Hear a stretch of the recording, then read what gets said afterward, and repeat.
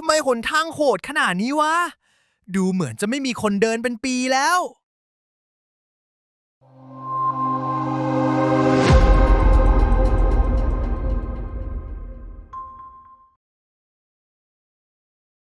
ไผ่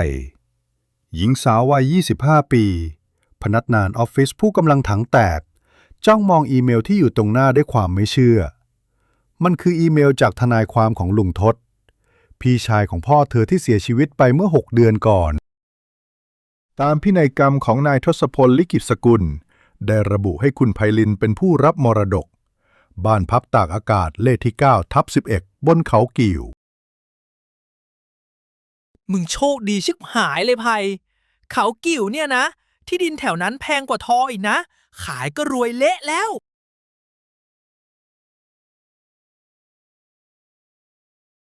เราไปดูสภาพบ้านก่อนแล้วกัน ถ้ามันเป็นซากปรักหักพัง ก็คงขายไม่ได้ง่ายๆหรอก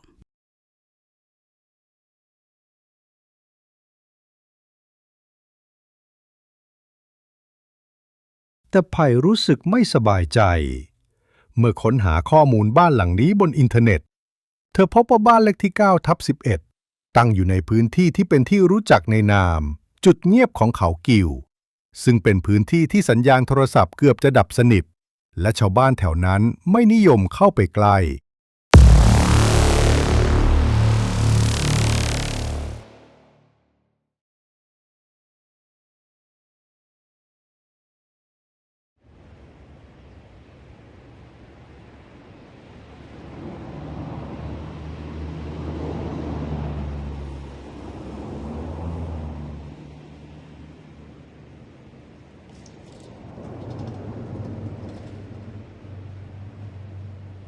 เฮ้ย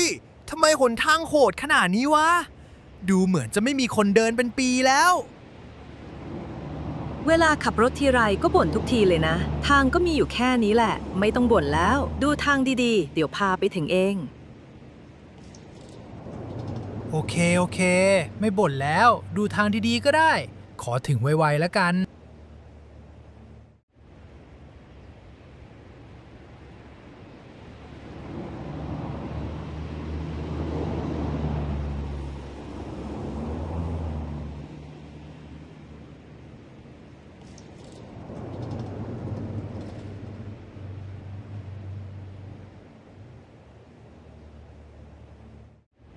ในเช้าวันเสาร์ที่อากาศขมุกขมัว ไผ่ตั้มและน้ำแฟนสาวของตั้มผู้ไม่ค่อยเชื่อเรื่องผี แต่ชอบความตื่นเต้น ออกเดินทางด้วยรถกระบะเก่าๆของตั้มพวกเขาขับรถขึ้นเขากิ่วตามพิกัดที่ทนายส่งมา ยิ่งสูงขึ้น อากาศยิ่งเย็นเยียบและชื้นจัดสองข้างทางเริ่มปกคลุมด้วยมอสและต้นไม้ที่หนาแน่น จนแสงแดดแทบส่องไม่ถึง สัญญาณโทรศัพท์บนหน้าจอของไผ่ลดลงเรื่อยๆ จนเหลือขีดเดียว และในที่สุดก็ขึ้นว่าไม่มีบริการ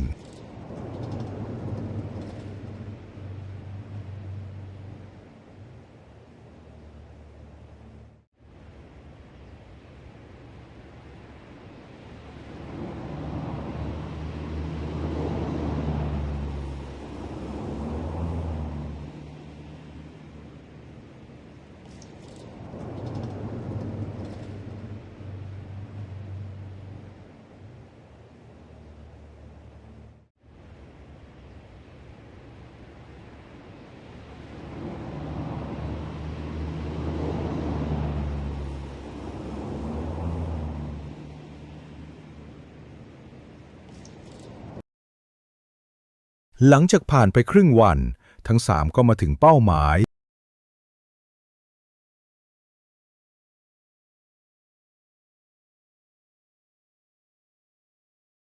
ดูจากสภาพบ้านแล้ว อาจจะใช้งานได้อยู่ เดี๋ยวเราเข้าไปดูข้างในว่าเป็นไงบ้าง จำเป็นต้องได้ซ่อมแซงอะไรมากมายไหม ใช่ ดูโดยรวมแล้วทุกอย่างก็ยังโอเคอยู่นะ อาจจะไม่ได้ซ่อมแซงอะไรเยอะหรอก เดี๋ยวจะเข้าไปดูข้างในกัน ว่าเป็นไงบ้าง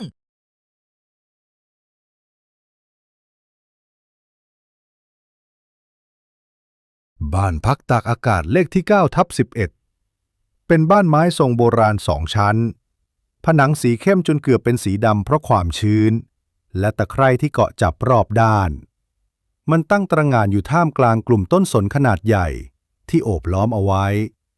ราวกับกำลังซ่อนบ้านหลังนี้จากโลกภายนอก สิ่งที่น่าขนลุกที่สุดคือ ความเงียบที่ครอบงำรอบ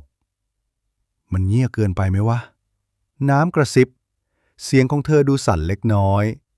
ไม่มีเสียงนก ไม่มีเสียงแมลง แม้กระทั่งเสียงลมพัด ก็ยังดูเหมือนจะถูกกลืนหายไปไผ่ใช้กุญแจทองเหลืองเก่าแก่ที่ทนายให้มา ไขเข้าไปในประตูหน้า ทันทีที่ประตูเปิดออก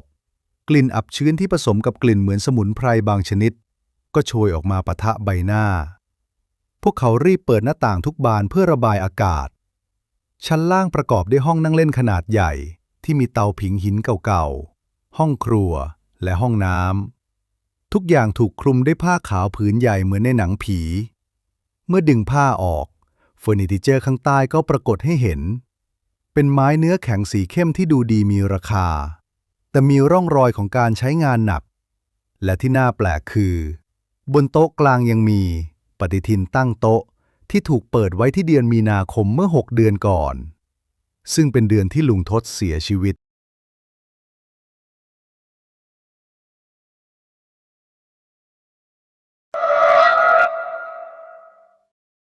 สวัสดี ไอ้หนุ่ม พวกเจ้ามาทำอะไรที่นี่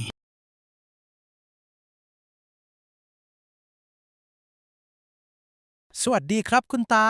พวกผมมาจากในเมืองครับ พอดีลุงทศท่านมอบบ้านหลังนี้ไว้ให้เป็นมรดก พวกผมเลยตั้งใจเดินทางมาดูบ้านและทำความรู้จักกับที่นี่ครับ คุณตาพอจะรู้จักกับลุงทบมาก่อนไหมครับ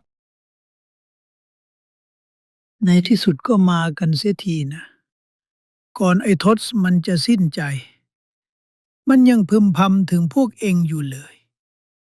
มันบอกข้าไว้ว่า ถ้าหลานข้ามา ให้บอกพวกมันด้วยว่า ทุกอย่างที่มันตามหาอยู่ในบ้านหลังนี้ ข้าก็รออยู่นาน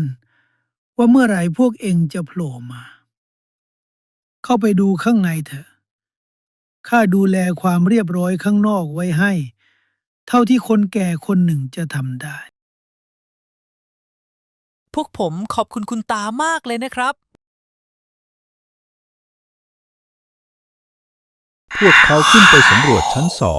2 ชั้นบนมีห้องนอน3 ห้อง ห้องหนึ่งเป็นห้องนอนใหญ่ของลุงทศที่เต็มไปด้วยชั้นหนังสือเก่าๆ และมีโต๊ะทำงานไม้ขนาดใหญ่ ในห้องนอนใหญ่มีกระจกเงาบานใหญ่ติดผนังตั้งอยู่ใกล้กับเตียง มันเป็นกระจกโบราณขอบไม้แกะสลักอย่างวิจิตร ขณะที่ไผ่กำลังปัดฝุ่นออกจากโต๊ะทำงานตั้มกับน้ำยืนดูของเก่าในห้อง เฮ้ย ดูนี่สิ เหมือนจะเป็นรอยมือเปียกน้ำเช็ดออกว่ะ ไผ่เดินไปดูตามที่ตั้มชี้ บนกระจกเงาบานนั้นมีรอยฝุ่นจางๆที่ถูกเช็ดออกเป็นวงกลมหลายวงทำให้พื้นผิวกระจกตรงนั้นดูใสแจ๋วผิดปกติราวกับมีใครพยายามจะเช็ดมันให้สะอาดอยู่ตลอดเวลา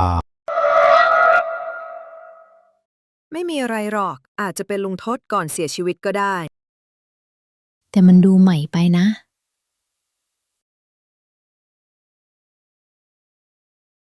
ทันใดนั้นเองเสียงร้องของกาตัวหนึ่งดังขึ้นอย่างรุนแรงนอกหน้าต่างห้องนอน พวกเขาทั้ง3 คนสะดุ้งสุดตัวไผ่หันไปมองหน้าต่างทันทีแต่ไม่เห็นอะไร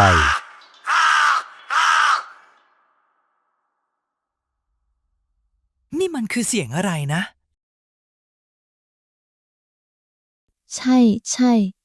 ทำไมเสียงแบบนี้ไม่เคยได้ยินมาก่อนเลย แต่เมื่อเธอหันกลับมาเนาร่างสูงโปร่งสีดำสนิทราวกับเป็นรูปร่างที่ถูกตัดออกจากความมืดปรากฏขึ้นในกระจกเงาบานนั้นยืนอยู่ด้านหลังตั้มและน้ำมันไม่ได้สะท้อนภาพของตั้มและน้ำมันคือภาพของผู้หญิงผมยาวที่ยืนนิ่งๆและหันหน้าเข้าหากระจก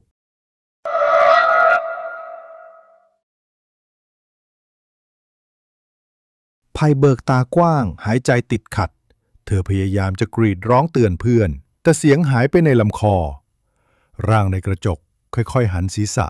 ช้าๆช้าๆหันมามองตรงที่ไผ่ยืนอยู่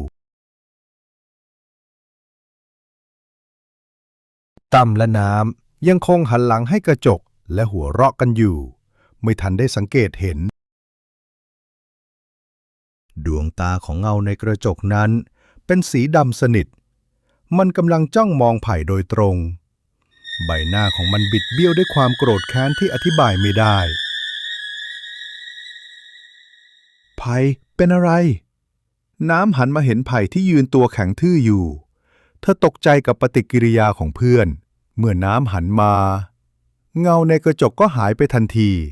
ราวกับมันเป็นเพียงภาพลวงตา ที่ตั้งใจจะแสดงให้ไผ่เห็นเพียงคนเดียว ไม่มีอะไร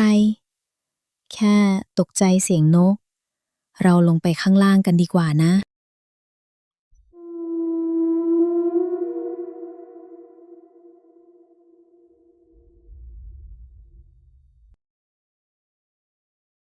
แม้จะพยายามทำตัวให้เป็นปกติ แต่ไผ่ก็ไม่สามารถลืมดวงตาที่จ้องมองเธอผ่านกระจกได้ เธอรู้สึกเย็นวาบที่ท้ายทอยอยู่ตลอดเวลา พวกเขาตัดสินใจจะค้างที่นี่คืนหนึ่ง เพื่อสำรวจบ้านอย่างละเอียดและวางแผนการขาย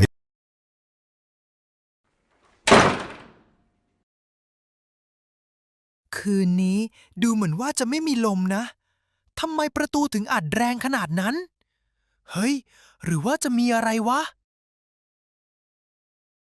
ไม่มีอะไรหรอก แค่ลมพัดเองนะ รีบๆไปล็อกประตูสิ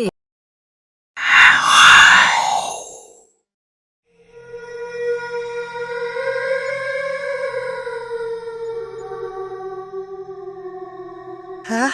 เฮ้ย ขอให้มันไม่มีอะไรนะ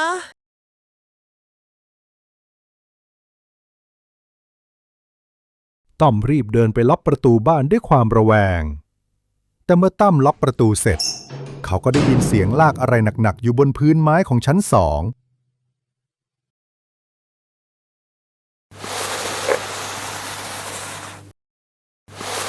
เฮ้ย พวกคุณได้ยินอะไรไหมวะ ดูเหมือนที่ชั้น2จะมีอะไรนะ เสียงนั้นลากช้าๆเนิบๆจากห้องนอนใหญ่ตรงไปที่โถงทางเดิน ราวกับกำลังลากเฟอร์นิเจอร์หนัก ผมว่าคงมีสัตว์อะไรอยู่ข้างบนแน่ๆ เดี๋ยวผมจะขึ้นไปดูเอง ไม่ อย่าเพิ่งขึ้นไป รอให้เช้าก่อนดีกว่านะ ๆ ทันใดนั้น เสียงลากก็หยุดลง และแทนที่ด้วยเสียงกระซิบที่เล็ดลอดลงมาจากเพดานห้องครัว มันเป็นเสียงที่แผ่วเบา แต่ทุกคนได้ยินชัดเจน I see